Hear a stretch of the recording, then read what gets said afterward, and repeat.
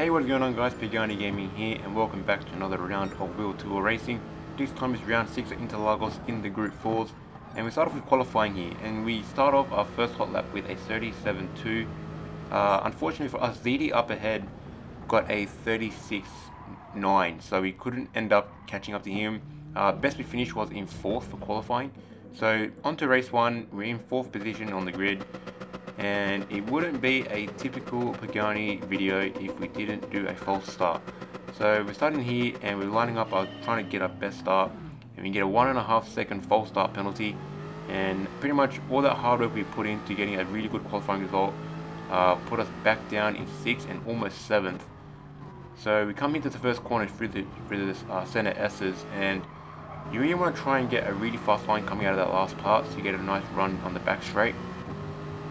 So we're going to tuck in behind Hippo here. Now with Interlagos, we typically do rather well. Based off the GR3, Interlagos is one of our stronger tracks, which is quite odd. When the game first came out, Interlagos was the track I hated the most. So coming in through corner number 4, running wide there is going to give you a nice 1.5 second penalty.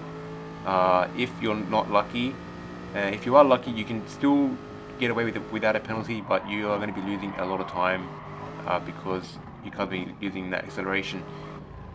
So on to lap 3 of the race 1, and Hippo and Intrinsic were in a really good battle, and unfortunately for both of them, they got a really bad run out of the corner. We want to make the best out of it.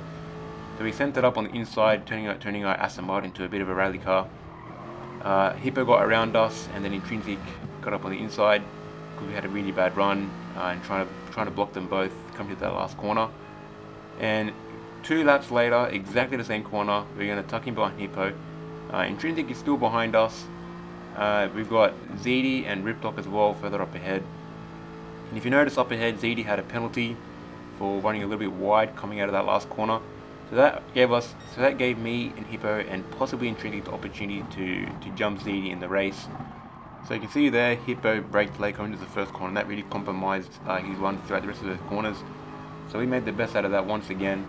And went around the outside of the last set of corners, and we tucked in behind ZD, who is actually doing really well around this track. ZD's been improving ever so slightly throughout the season, and I think he's found the car, the Jaguar. It is a pretty good car. It's very similar to the Aston, but I think the front tires on the Jaguar do wear a bit quicker compared to the Aston Martin. So we tried making a move around turn 1 and turn 2 and 3, that didn't work. And in typical ZD fashion, no matter how good he is around a track, he's just always going to manage to bottle it on the second last lap, as he does, running himself wide on turn 4 and opening up the door for us, Hippo and Jonesy and Con and Panmac and Vintage. So that one mistake resulted into a chain reaction of many, apparently. And unfortunately for him, he could have had a podium, probably had a second, maybe a third, but unfortunately he ended up finishing in 8th position. But on to race 2 now, and results, the grid is flipped based off previous race results. So because we came second in the first race, we now start second last on the grid. And once again, another false start. 2.5, so you think we'd learned from the first time? Apparently not. So now we're dead last. Thankfully, the pack was still bunched up by Tommy Quatter, so we didn't really lose too much time. You can see he ended the first lap. We're going to send it up on the inside Ripdock, who just turns in on us. Apparently we're invisible on his screen, but we still get past him with not much of a hassle. So we now moved up into 12th. Now we're defending Ripdock here, and he's going to late brake into turn 4, and we're going to go for a really nice undercut. Pretty smooth, contact free, and we take back our 12th position. On to lap 3 now. We're still in 12th position. We're now behind Jonesy and Panmac. We're going to try and tuck in behind Jonesy. We're going to come out wide, send it up on the inside of Jonesy. Bit of drama up ahead. Apparently Hippo got sent off, got sent to the Shadow Realm. So we now moved up into 10th behind Panmac, Con and Nightwalker. Coming to the beginning of lap 6, we've now got Con and Vintage up ahead having a bit of a battle. We're going to tuck in behind Panmac, give him a bit of a bump. We didn't really have anywhere to go, so we just gave him a bit of a love tap. So we're going to tuck in behind Panmac here, and we're going to go on the inside, try and line up a move coming into turn 4. So we're going to battle for Con slipstream here between me and Pamac. We're going to pass Pamac for turn 4 and tucking behind Con. So now we've up into 8th position. Onto the final lap now, race 2, and Con and Vintage were continuously battling out through this whole second race. And unfortunately for me, Vintage and Pamac, and Con as well, Con was constantly trying to put moves on Vintage and was failing to make those moves work. And what happens when you try to make a move that doesn't work, it usually results into a bit of an incident, a bit of a bump and run, but all drivers around will get affected in terms of them being slowed down because of the contact. So with Con constantly trying to make moves on Vintage and failing to do so cleanly, Con was holding himself up because he had to slow down to let Vintage pass. Vintage was getting slowed down because Vintage was getting bumped off. Me and Pam were getting slowed down because we had to stop and avoid an accident because them two were having to redress.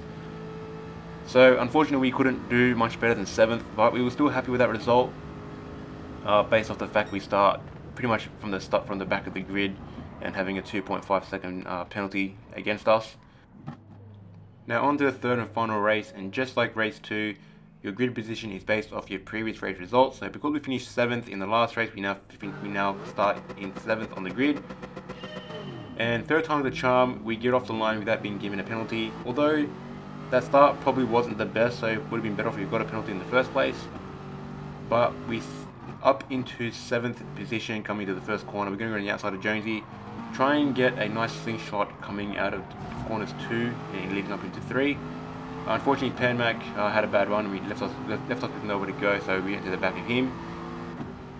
Now with race 3, we didn't know what strategy we were going to go for. During some practice sessions, we were thinking of a 10 laps medium and then finishing it on softs. Thankfully, that wasn't the case. Last minute decision to do 4 laps on the medium and then do 6 on a soft and another 6 on a soft. So we moved down into 12th position after getting bumped wide through turn 4, which puts us right alongside with Super Dragon, our good friend. So for these sets of corners here, we're going to be bumping and grinding, no homo.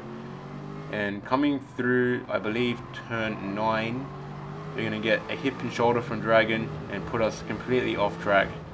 And we're going to go through the whole grass full throttle. We were committed to rejoining the track somewhat safely. We did so rather well. So there was that, and now we're still battling for 12th position here. Now, I didn't know this, but looking back at the replay, I caused that incident, and I will wholeheartedly take responsibility for that. I genuinely had no clue until I looked back at the replay. I thought Dragon just late braked into Nightwalker, who went into Hippo. But looking back at the replay, I realized that I late braked myself and hit both Intrinsic and Dragon. I was under the impression that I only hit Intrinsic and Dragon took it off on his own accord. So I take full responsibility of that incident. But now back to the race. Race 2, Ripdoc had a moment spinning off track, so that puts us up into 7th as we also made it past the Nightwalker, and then up into 6th as we passed another driver, and then we came to the pits to do our first pit stop. So we moved to a soft compound, having gotten rid of the mediums. No fuel. We're going to do that on our next pit stop, and I kid you not, this one move was the only thing that happened this whole stint before we came back into the pits to do another tire change. So we get up on the inside of Pamac pretty cleanly for 10th position, and then yeah, as I said before, that was the only move that happened for that whole entire stint. So me, Super Dragon and ZD, Super Dragon and ZD being both on the same team, I think we're picking the same strategy to work together, and I just came and tagged along because I was in their slipstream and figured it'd be more beneficial for me to stick behind them as well and apply some pressure. So we come out on softs, and what this meant was that because most of the other drivers were on either worn softs or semi-worn mediums, we had more pace. So because we came out on fresh softs and we could just outpace everyone in the corners. You can see there, Hippo entered the position, probably the best for him. But it's a really good move to do so when you know someone's on a better tyre. It's just better to let them go past. Unfortunately, Con doesn't get the memo for that race. So we're going to go past Nightwalker, and Con, being Con, just constantly holding up, being overly defensive, and causing a bit of a train, which was somewhat frustrating, as well as Nightwalker is putting up a really solid move up on the inside. I completely not think of I did not think of him putting a move up there, but he did really well to get through and contact free as well. But we put one back up on him. We thought we hit him at first, but it turns out he late braked into the back of ZD, and we just did the side of Nightwalker, so that wasn't anything too major. So after many laps of trying to behind Con, we made the best out of him having a penalty, and decided to just flat-foot it through him, knowing that he was ghosted. So a big brain move, possibly a risky one, could have resulted into an accident if Con had unghosted at a really bad time. But Con's going to send it up on the inside, no surprise there, and bump me and allow Evil and almost NZD to come past.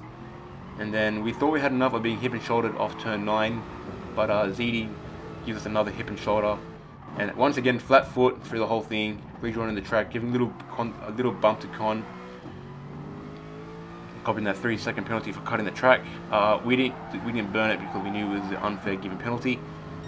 So we tuck in behind ZD here for 6th, and then we eventually move up into 5th as one of the drivers came to the pits. Then we come up on the inside of Evil for 4th.